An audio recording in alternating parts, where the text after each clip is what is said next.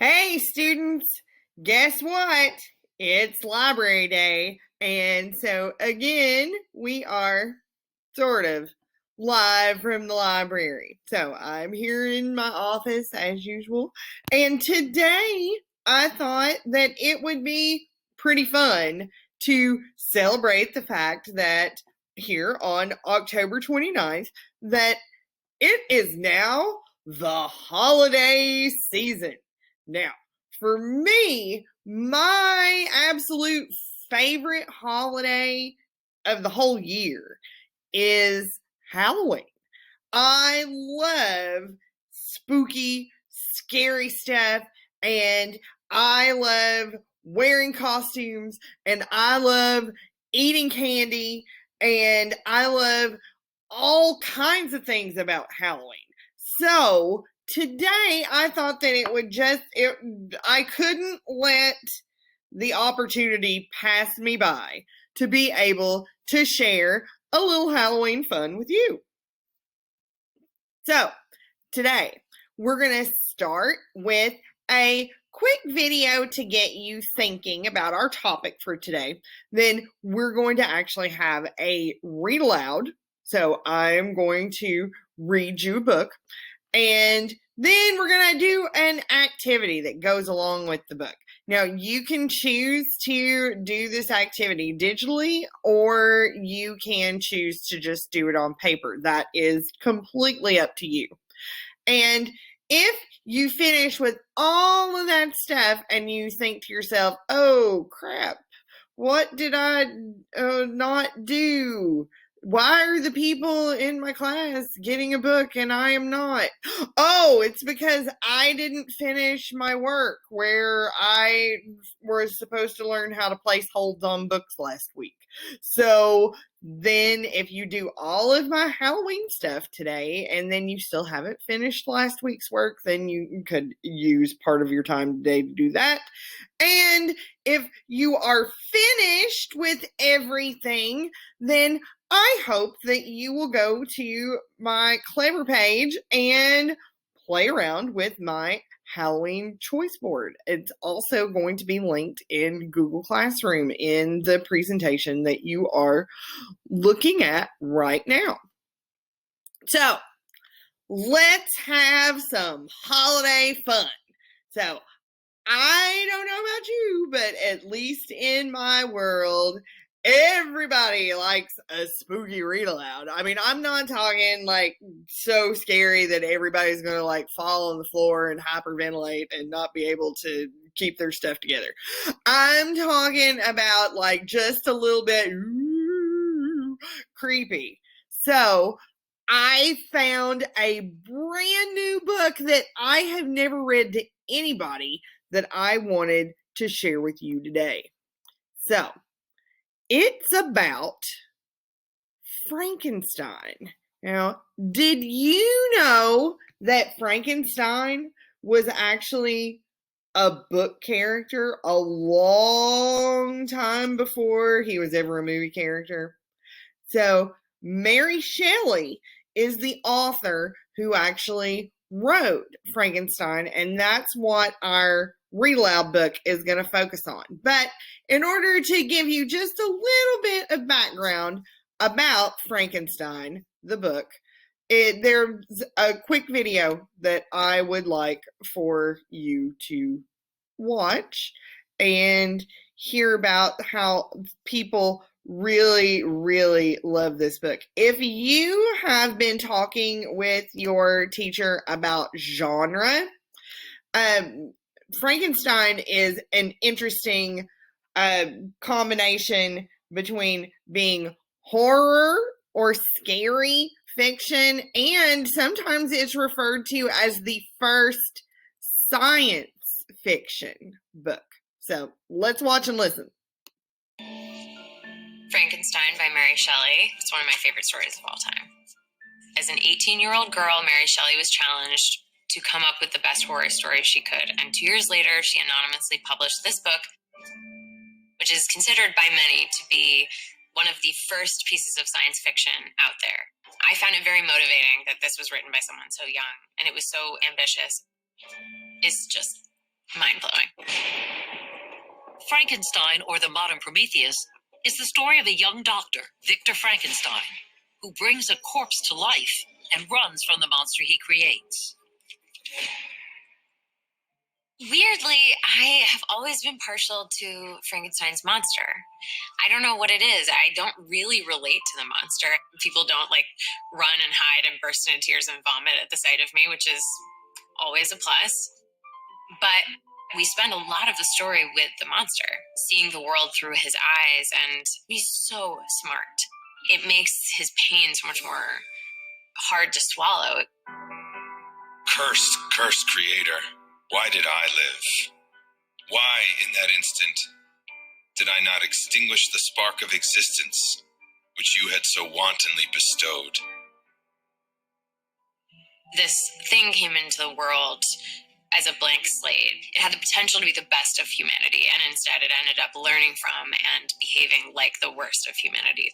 The message of compassion, when you are first confronted with someone, try to take them in for all that they are, not just what they look like. Guys, it's Allison Williams here. You have to vote for Frankenstein by Mary Shelley. I'm very biased. I love this book. I've read it a million times. But if you read it, you'll love it too. And then you can sound really smart when you correct your friends. Frankenstein isn't the monster. Frankenstein is the doctor. All right, that is a really good point.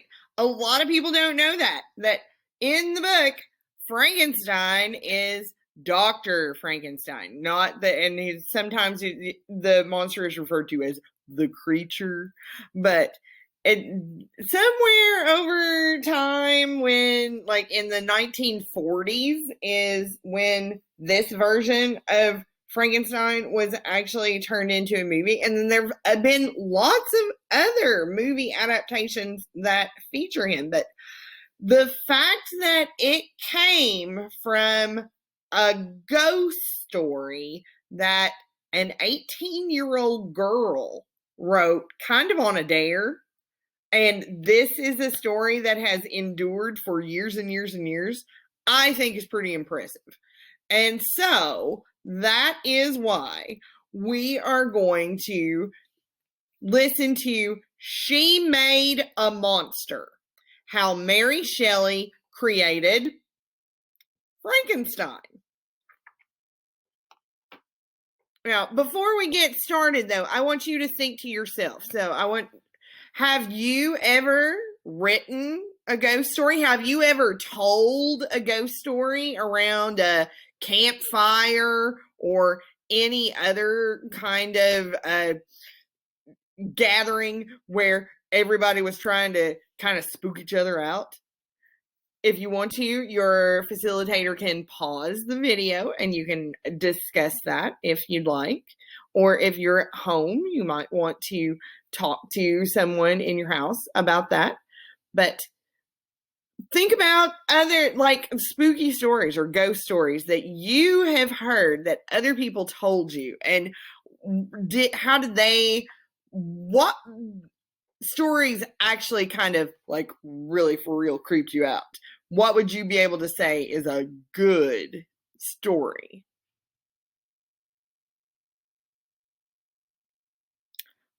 All right, so let's get started. She Made a Monster, how Mary Shelley created Frankenstein, by Lynn Fulton and illustrated by Felicita Sala.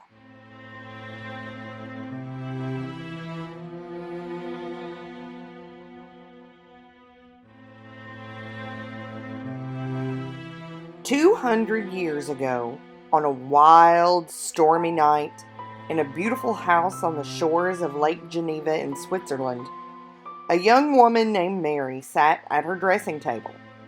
She and her friends were staying in the house for the season, visiting Lord Byron, the famous English poet. Mary could hear the others still talking downstairs while she brushed her hair by candlelight, thinking of stories. Stories she'd read, stories she'd heard, stories she wanted to tell. For Mary wanted to become a writer. Her dear friend Percy Shelley, who would soon be her husband, was a poet, and Mary herself came from a family of writers. All around her she felt the power of words, and she hoped that someday she too would write something important. Something that would hit the world like a bolt of lightning splitting the night sky. But for now, she only wanted to write a ghost story. It had all begun when the friends had read aloud from a book of frightening tales, entertaining each other through the rainy days and nights. Lord Byron had declared, "We should each write a ghost story. In a week, we will see who has written the best one." The week would be up tomorrow. The men had already finished their stories, tales of bloodthirsty vampires and vengeful ghosts. Of course, Byron is sure the best one will be his, Mary thought now. He is an excellent poet after all, but so arrogant. Yet, try as she might, Mary had found no way to begin her story. The clock struck midnight. Mary put down her hairbrush and tiptoed into the hall. Over the howling wind, she could hear her friends talking about the latest scientific experiments, their favorite topic. Percy's voice thundered up the stairs. "Electricity," he was saying. "Galvani used it to make a dead frog kick its legs." Dashing back to her room, Mary felt a shiver creep over her. She remembered hearing as a young girl about an even more ghastly experiment. A scientist made a corpse move using electricity. Mary had shuddered as she listened, clinging to her father's leg. She had only been 6 years old. To erase that terrible image from her mind, Mary opened her locket and looked at the tiny portrait of her mother, Mary Wollstonecraft. She died when Mary was a baby. As a girl, Mary learned the alphabet by tracing the letters on her mother's tombstone. When she was older, she read everything her mother had written. Stirring words about democracy and the rights of women, words that sparked courage and inspiration in many, but anger and outrage in many others. Women? The equals of men? What a monstrous thought! People had said about her mother's ideas, and for Mary Wollstonecraft to write them was even more monstrous. Women were not supposed to have ideas of their own, let alone publish them. Now, Mary snapped her locket shut. She wanted to prove that her mother was right. A woman's writing could be just as important as a man's. Downstairs, the men's voices grew louder and more excited. To give life to lifeless matter will be the ultimate triumph. Man will conquer nature and make her give up the secret. Mary shook her head as she listened. Nature might have some very good reasons for keeping her secrets, she thought. Besides, what would happen to that lifeless matter once someone had given it life? The men did not seem to care.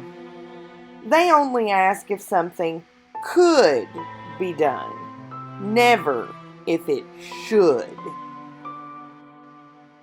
Thunder rumbled in the distance, and the rain beat harder against the window. Mary watched the wax drip down her candle. Now she could hear the others saying good night and stepping softly up the stairs. She thought of ghosts and vampires. She thought of monsters. She thought of loneliness. The night was passing, and she still didn't have a story. A flash of lightning illuminated the room, and Mary jumped as her reflection peered back at her from the mirror, pale and strange, like something dead restored to life.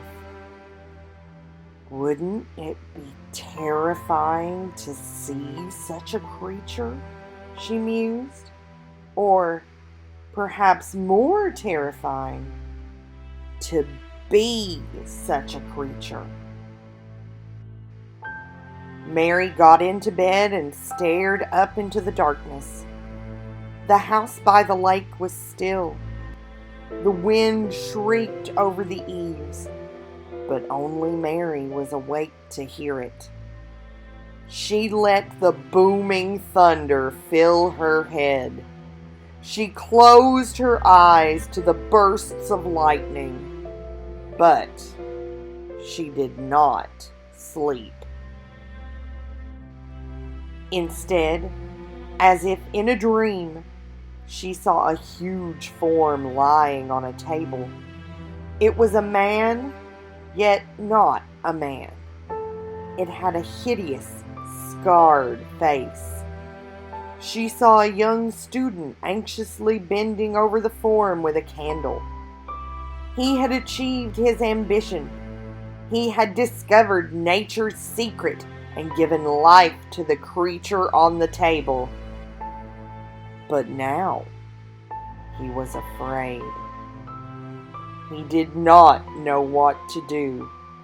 He dropped the candle, covered his face with his hands, and ran away, hoping the ember of life he had sparked would die out. And suddenly, lying in her bed with the curtains shut, Mary felt as if she were the young creator.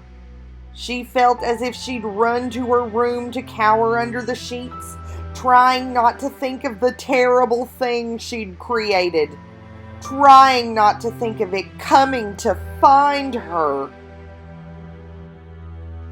She trembled as she imagined a hand, huge, gray, and twisted, appearing through the bed curtains. She saw the curtains part. The creature stared down at her with bulging yellow eyes. What did it want from her?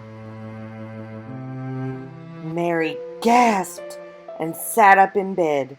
She ripped open the curtains and recognized her own room in the moonlight. All was familiar and ordinary. There was no monster. There was only her imagination. Her heart pounded, but she was happy. She had found her story.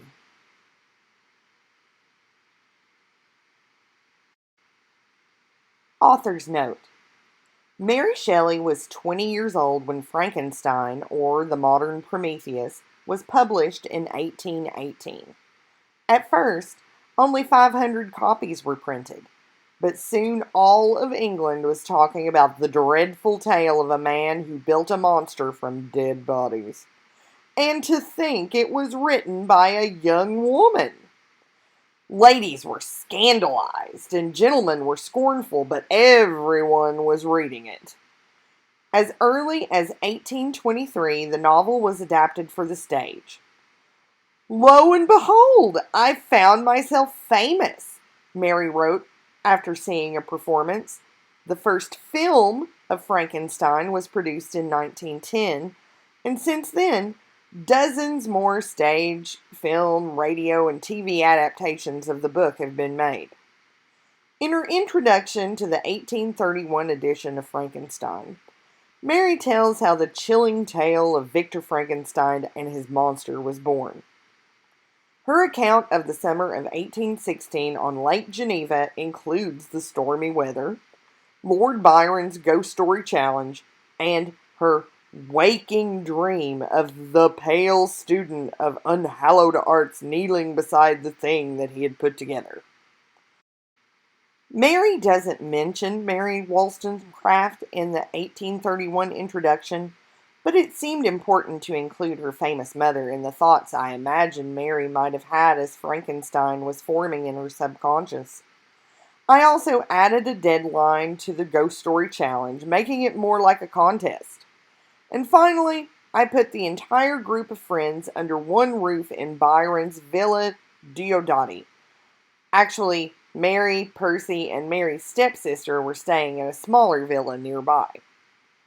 Mary Shelley's Frankenstein is not the same as the story most people know from the movies. Unlike the square-headed Hollywood monster with bolts in his neck, the creature in Mary's book can speak and even read. He is lonely and longs to be part of a family, but because of his frightening appearance, he is hated and rejected by everyone, even his creator. When we envision Frankenstein's creature only as the inarticulate, raging monster of stage and screen, we lose sight of Mary's message that hatred and prejudice can turn something innocent into something murderous. Even though it began in response to a ghost story challenge, Frankenstein is, of course, not exactly a ghost story. For, just like Victor Frankenstein, Mary Shelley was creating something new, the kind of story that today we call science fiction. Whenever you read a book or see a movie about a scientist who goes too far, inventing something that becomes dangerous and uncontrollable, remember that it all began with Frankenstein. The monster Mary made lives on in our imaginations, just as vividly as he came into hers that stormy night 200 years ago.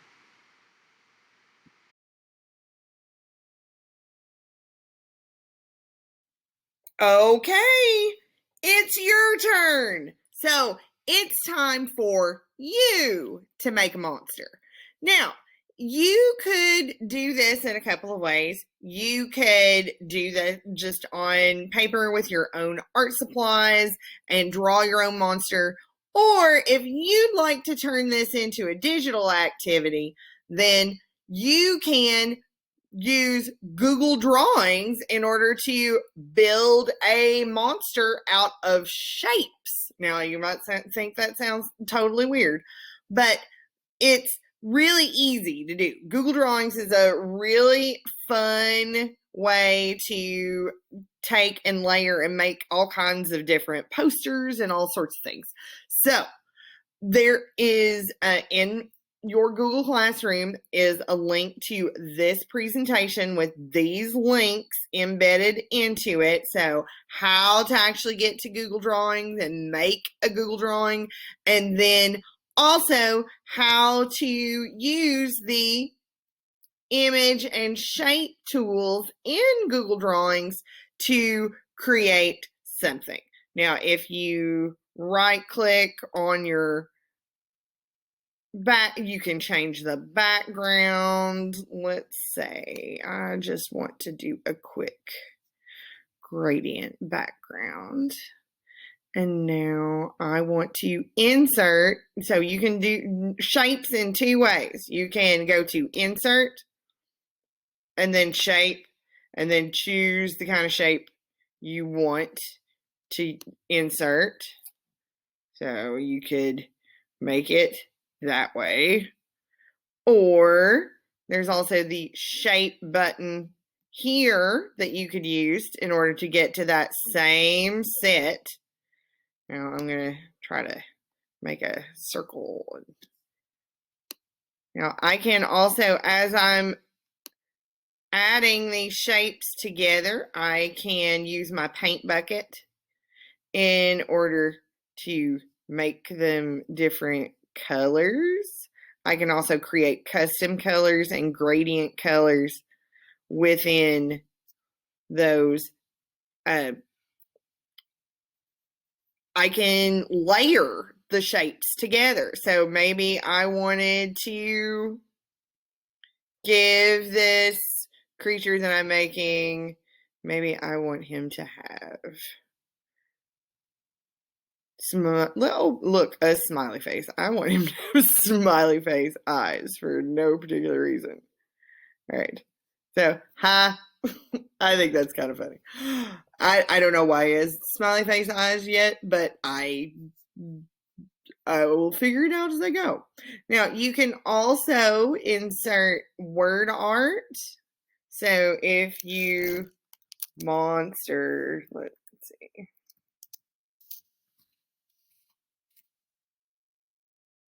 I don't actually obviously have a name for this monster yet, but I'm going to put him there. I can change the font. I can change the color. I can change all sorts of things.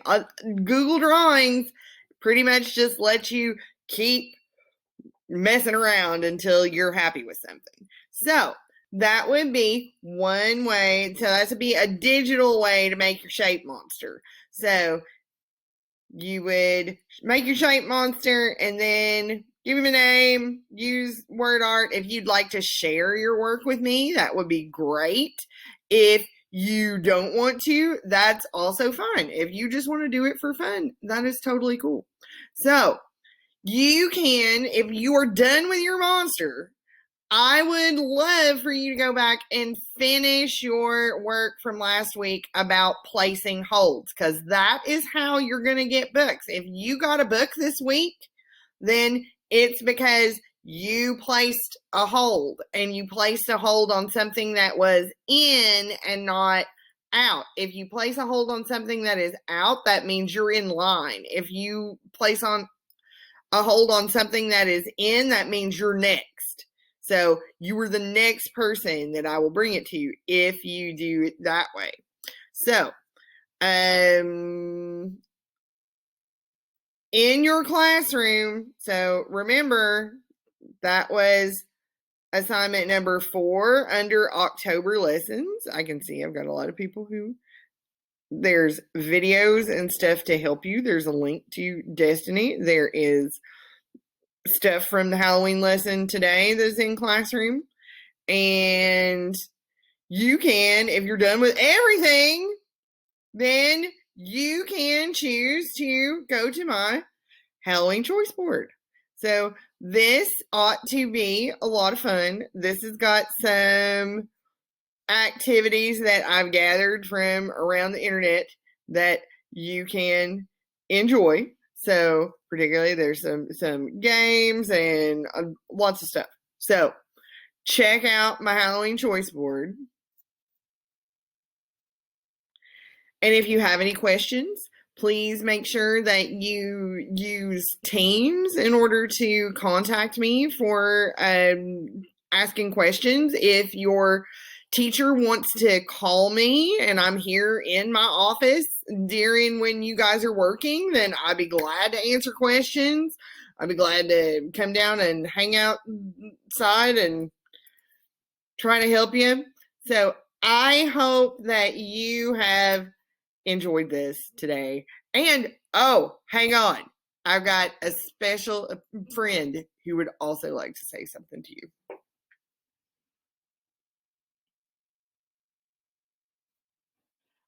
I got to wear a witch hat today. It's actually this is actually a very special hat to me. This is the hat that I wore on stage when I was the Wicked Witch of the West in a production of The Wizard of Oz, where I actually got to fly, and it was really cool. It was really, really cool. But my friend, the Library Lion, who you guys haven't really gotten to know him yet, but he is very excited that he got to dress as vampire today. No, you don't get to bite me. Just, you're a fake vampire. All right, guys. Happy Halloween from Ms. Northcutt and the Library Line.